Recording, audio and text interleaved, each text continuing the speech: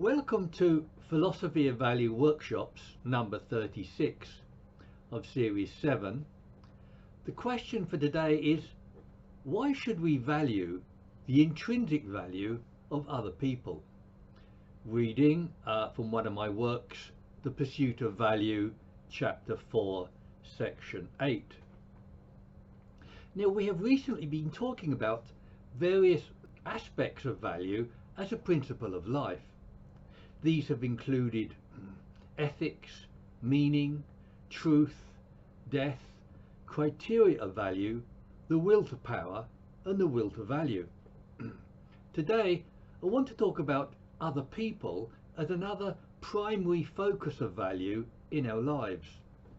But this way of understanding the significance of other people has been neglected. The question of relations with other people is often monopolized by ethics, and ethics is also sometimes mistakenly thought to be exclusively about other people. These are narrow views of both ethics and other people that I want to dispel.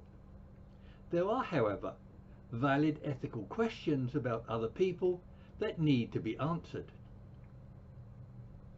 Yet there are many other ways in which other people figure in our lives.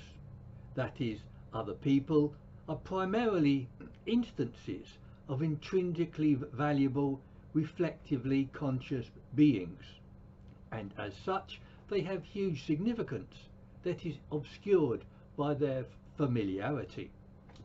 For example, other people figure as intrinsic values within systems of meaning. In groups, other people constitute social frameworks which enhance and objectify beliefs and ideas. Other people have also been cited as factors in the development of our own self-consciousness.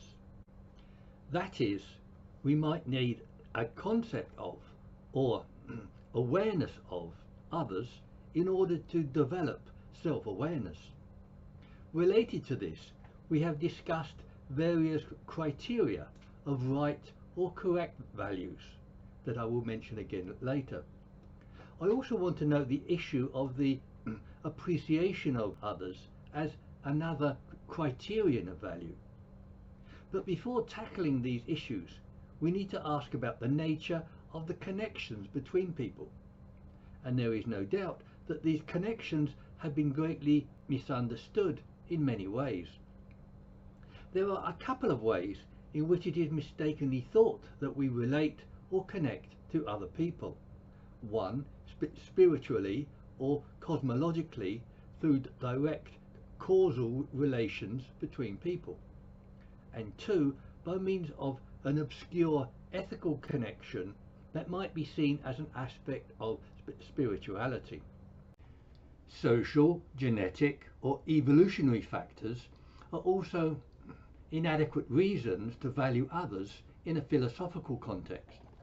These do provide adequate accounts of relations in psychological, social, or political contexts, but these are contingent relations, not the inescapable imperatives of philosophy. The same can be said of the social construction of morality, yet which can provide both effective moral force or motivation and effective moral guidance. Peter Berger provides such a valid social psychological explanation of how moral values are constructed. 1. There is agreement or consensus on what constitutes good behaviour about theft, murder, and such things. 2. Then there is social objectification of this agreement as an aspect of law, nature, or religion. And 3. Lastly, the objectified norms are internalized by individuals, thereby explaining moral values. This account also helps to appreciate socio-psychological forces that should not be confused with genuine moral sentiment. Another is phenomenological relations between people, often described as intersubjectivity. This involves our cognitive apprehension and the quality of our perception of other people. This is the kind of relation that I favour in this account. Yet let's look first at the idea of relations between people as spiritual or cosmological causal connections. This is the idea that we are connected by and are part of a universal consciousness, and that there is a hidden force connecting people, like gravity connects physical objects, or that there is a medium, like an ether, which connects all living and non-living objects. This view is held by Hindus and mystics, as well as by some modern thinkers, such as in Bishop Butler's monism, and by Schopenhauer, Feuerbach and Rupert Sheldrake. But this is basically a religious belief without evidence that also has considerable arguments against it. For example, it is subject to criticisms of Malinowski and others of religion as a magic hidden causes or ethers. And such connecting ethers in spirituality and science are lacking in evidence. Some may want to find connection through quantum entanglement between minds, but such is contentious. Yet more significantly, such connections can only ever figure as extra forms of communication, and as such, spiritual or quantum connections are subject to questions of significance and choice. Moreover, philosophers like Bernard Williams, John Rawls and John Findlay argue that individuals' separateness is indispensable to our understanding of what we think human beings are. I agree, we cannot employ an unexplained mystical or magical way of thinking as a way of connecting people, and we apprehend other people through cognition, not through magical ethers. Yet I have spent some time in this question because it is often thought that even in ethics there is an almost magical connection between people. That is, there's more to our relation with others than our perception and our evaluative responses. So we can first discuss this issue in relation to ethics and different theories of ethics. The idea of ethical relations with other people suffer from several presuppositions. One understandable presupposition is that ethical relations with others depends on their intrinsic value. Another presupposition is that as people do have intrinsic value, we have to value them. And thirdly, is it the case that people really do have intrinsic value? The question of whether people really do have intrinsic value isn't one that we can tackle in depth today. Two problems are: can people who devalue their lives and want to end them really have intrinsic value? And secondly, how can we determine if anything has intrinsic value, including people? In my view, intrinsic value must be assigned reflexively by a state or a person. Contentiously, ethicists like Frankena, Parfit and Dworkin assign intrinsic value to certain physical objects.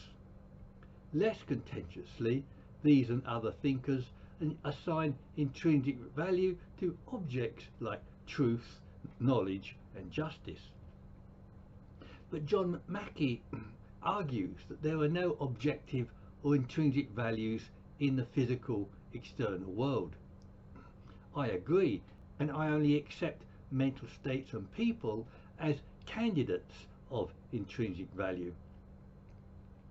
But despite these difficulties, there is a wide consensus that people do have intrinsic value.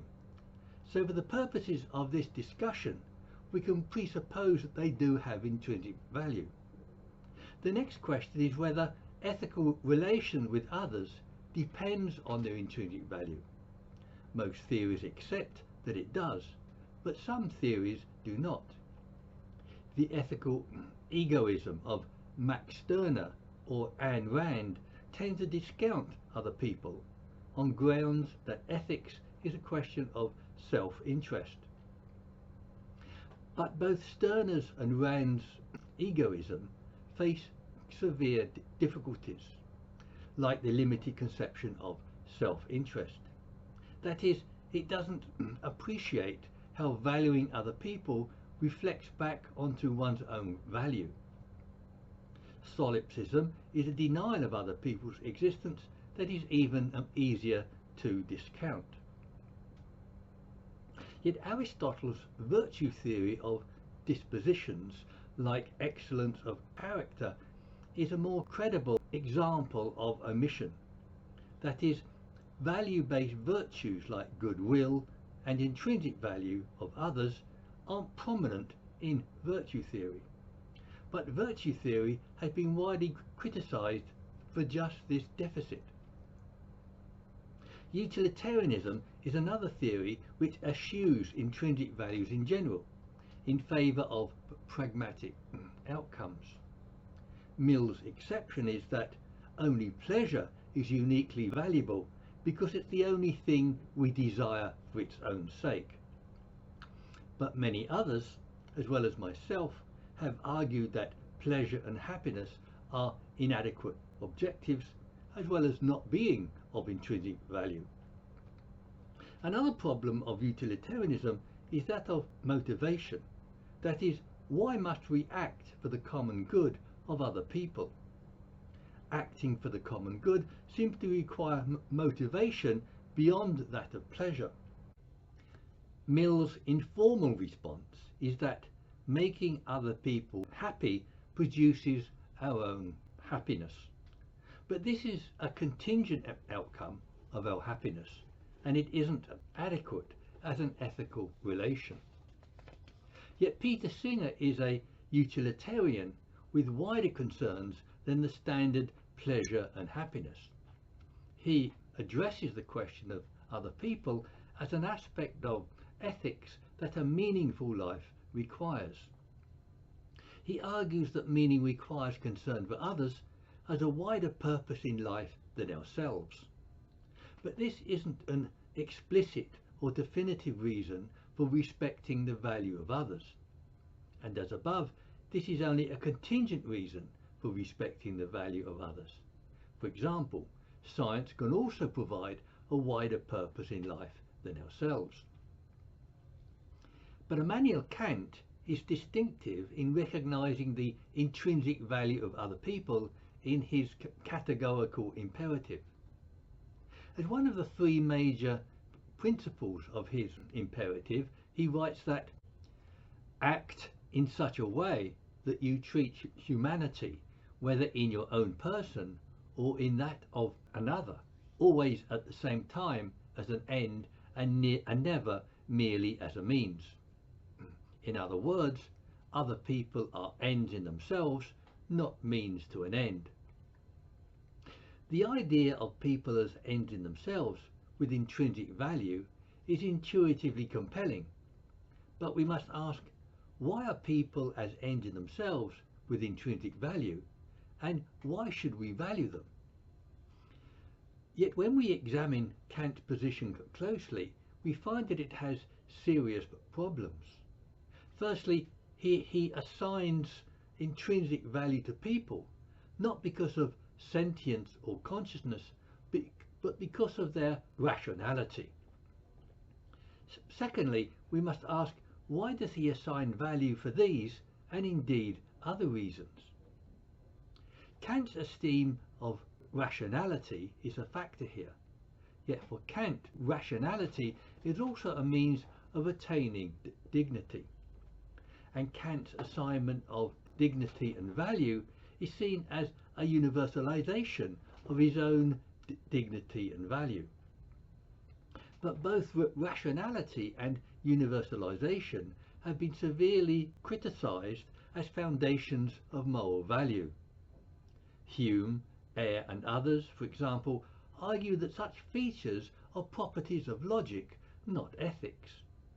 so not even Kant seems to be able to explain the intrinsic value of other people. Robert Nozick has an interesting but ambiguous view on the intrinsic view of people. We previously discussed Nozick's idea of intrinsic value being dependent on its degree of organic unity. On this view, he accepts that some objects like art, organic life, and theories have intrinsic value. Yet when he comes to the question of intrinsic value of what he calls selves, he writes that ourselves, limited and finite, are not organically unified enough to be identical with value, though they can only instantiate or have value, unquote. We need not accept Nozick's organic unity as a criterion of intrinsic value, but we can agree with him that a self wants to be valuable, that he also defines as a value-seeking I. Yet this reflexive capacity of consciousness also explains how conscious states can have intrinsic value. That is, the act of attributing value to themselves is a necessary part of some states like self-esteem and love. That is, the attribution of value is essential to the existence of such states, and that attribution of value necessitates that it is valued and must therefore be of intrinsic value.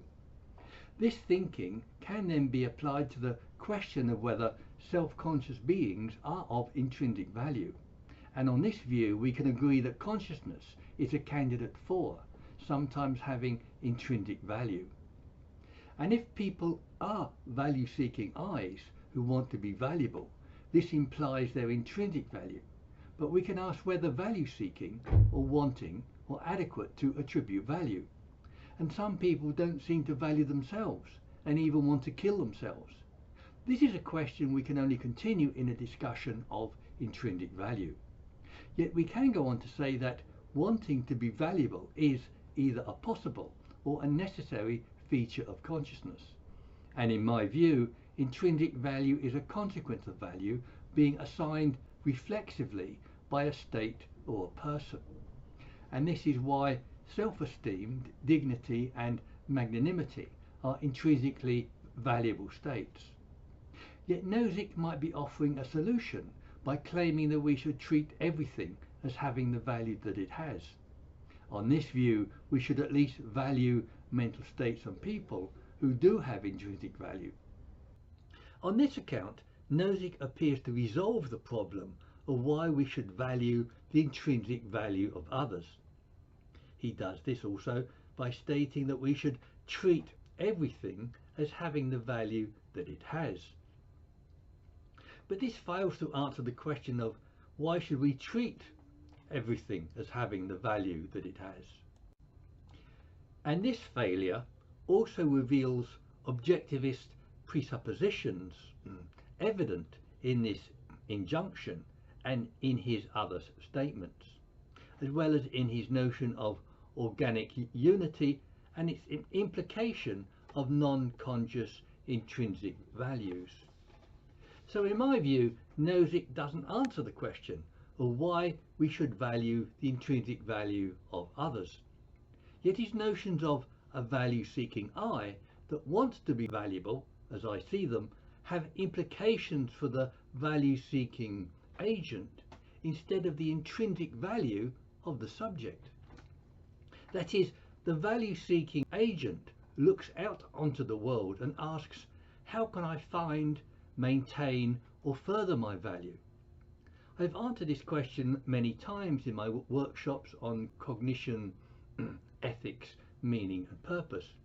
Yet in this discussion, we can regard the fact of other people as a primary focus of value in the world, not least because they are the only instances of intrinsic value in the world apart from ourselves, and that on a value theory ethics, valuing them reflects further value onto ourselves.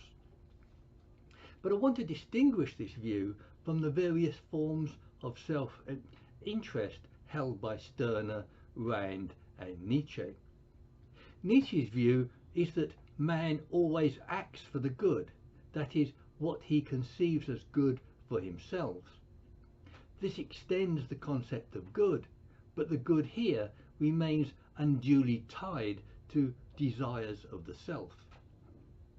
These views interestingly begin with the self as the only realistic foundation for values or moral value.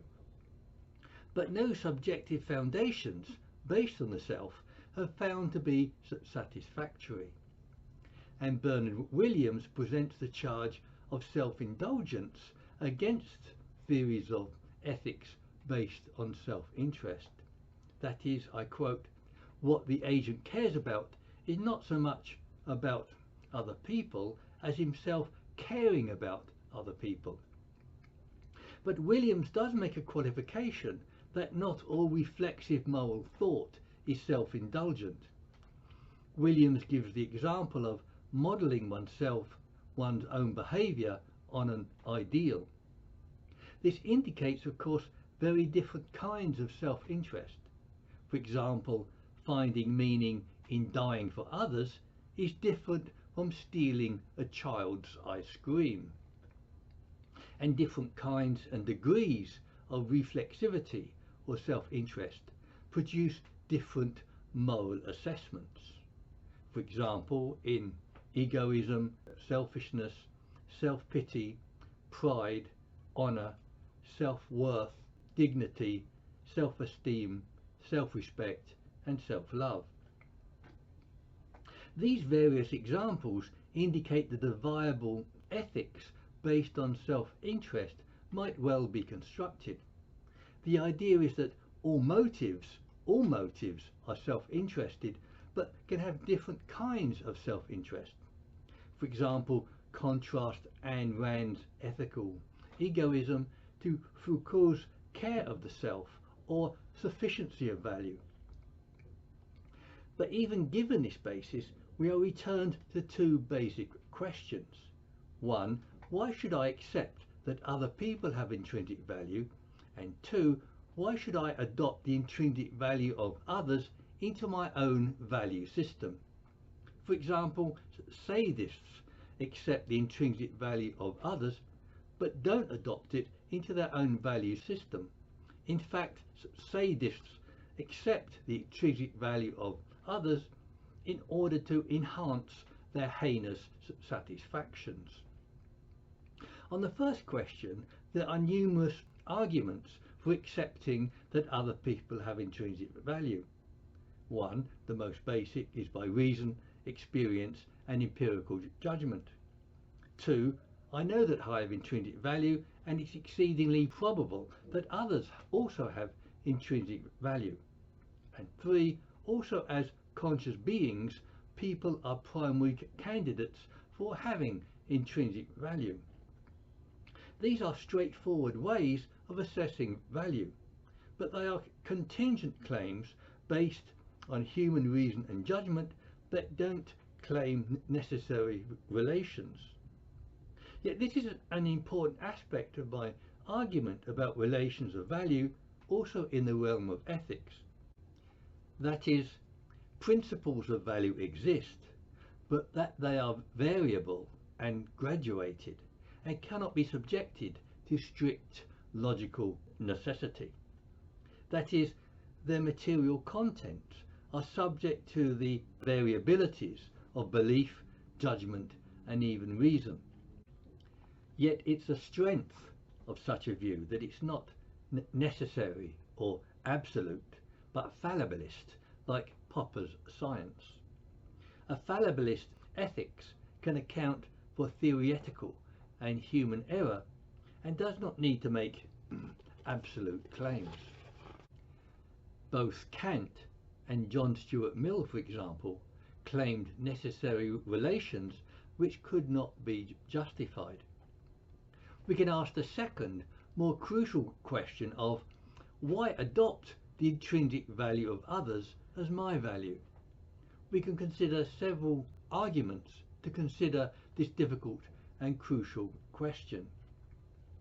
But there are other questions following the notion of graduation above that must qualify any answer, such as, to what extent should I value the value of others? And this question demonstrates both the variability and the graduation of any possible answer. That is, why should I value others equally as myself, or more or less than myself? These variable and graduated factors are further arguments against absolute or necessary relations with others.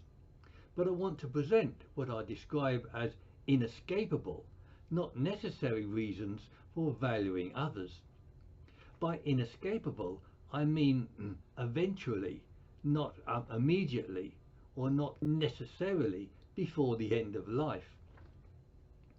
The version of this inescapability that I advocate accepts developing notions of self and refinements of self-value. This view is moving towards the kind of value theory of ethics that I have developed elsewhere. We could also describe such a refined concept of self-value as enlightened self-interest. But how could self-value as enlightened self-interest include the value of other people? It can include the value of others because of the reflexive character of moral action. That is, moral action induces the self-attribution of value. That is, favourable judgments and outcomes accrue self-value. Unfavourable judgments negate self-value. One example is that harming others reflects badly on self-value and vice versa. Conversely, it might be argued that the sadist increases and refines his value by harming others. But harming others gratuitously will eventually be recognized as pathological weakness, and pathological weakness will eventually undermine refined self-value. But note that there are two presuppositions of this view that we have not yet definitively established. One, the intrinsic value of others that we might accept intuitively or empirically as above, and two, the principle of self-value that is presupposed by this argument. I've argued for a principle of self-value as a will to value previously, and I don't have time to do so here. Yet I can say that not to value value is contradictory, self-negating, and defeats human satisfaction, and that the value of value is evident in every action pursuing self-esteem, meaning, and purpose. As a more practical explanation, self-value is evident in ethics because people can't easily dissociate themselves from their actions. That is, the need to find meaning in one's own behaviour makes it difficult to regard it as of no consequence.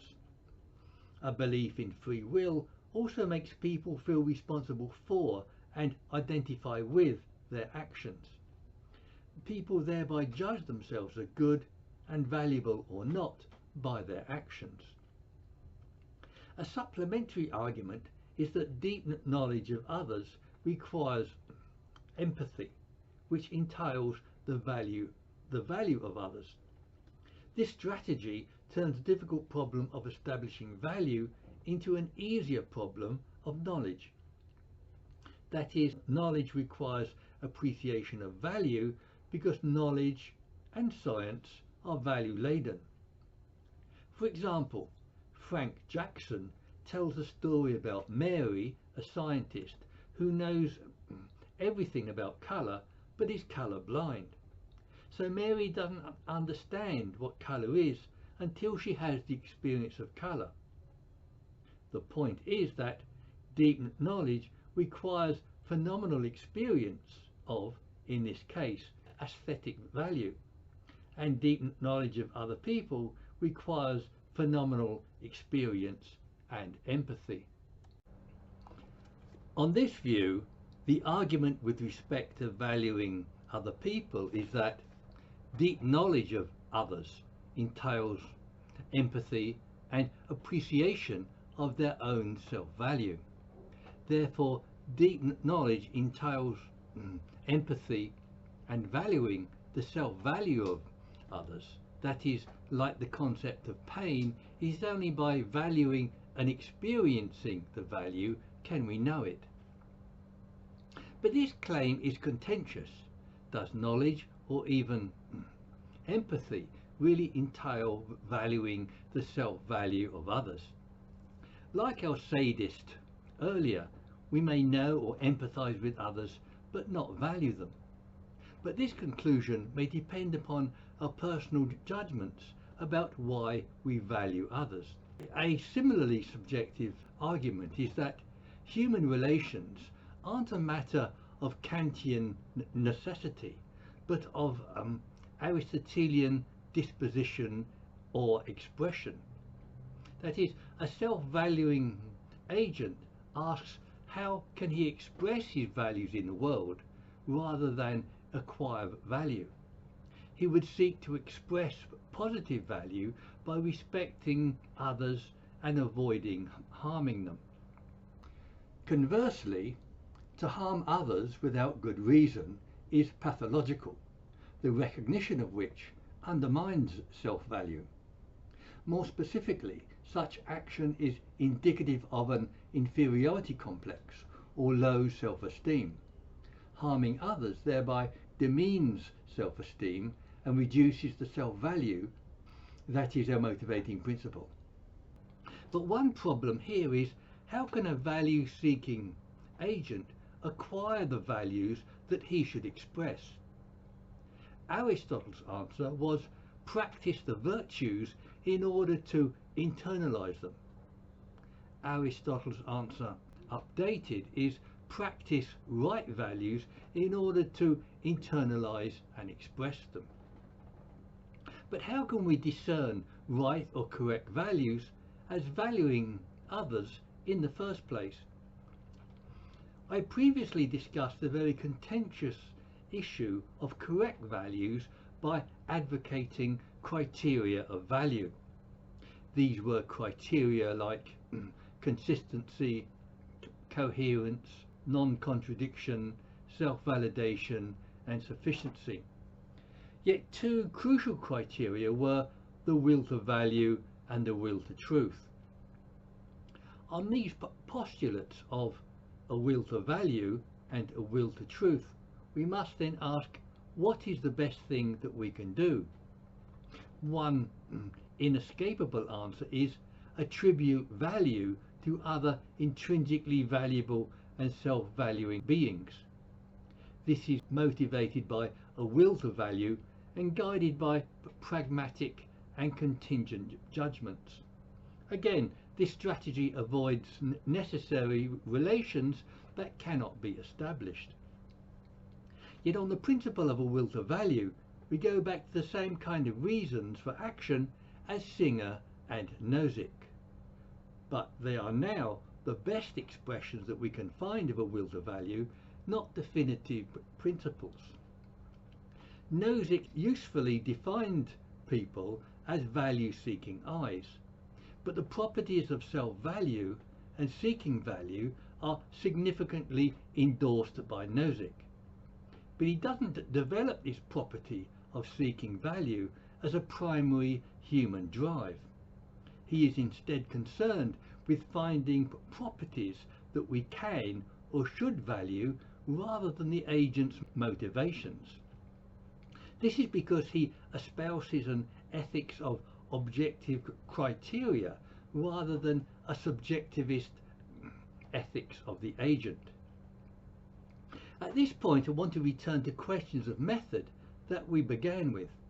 That is, we come to value other people through our conceptions of them and because of our beliefs about them.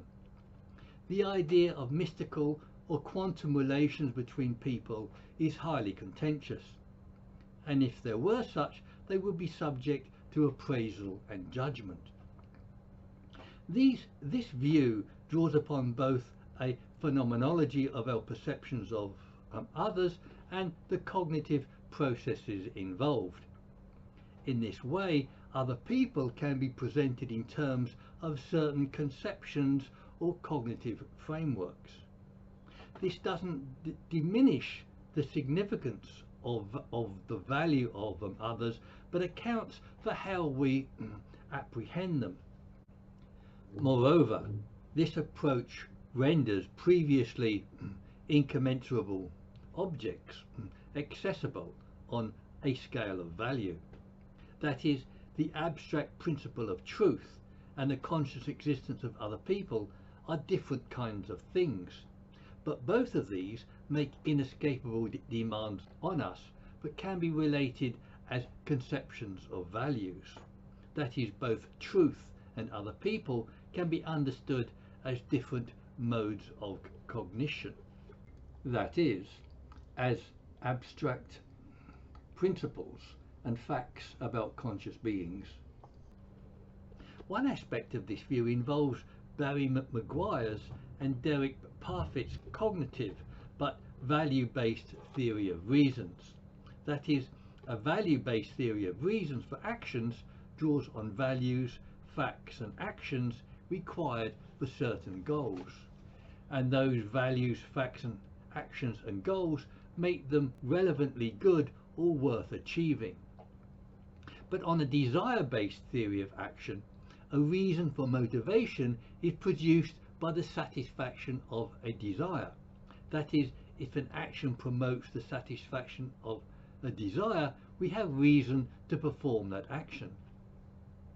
But we have to ask, what is the underlying value or values of a value-based theory of reasons?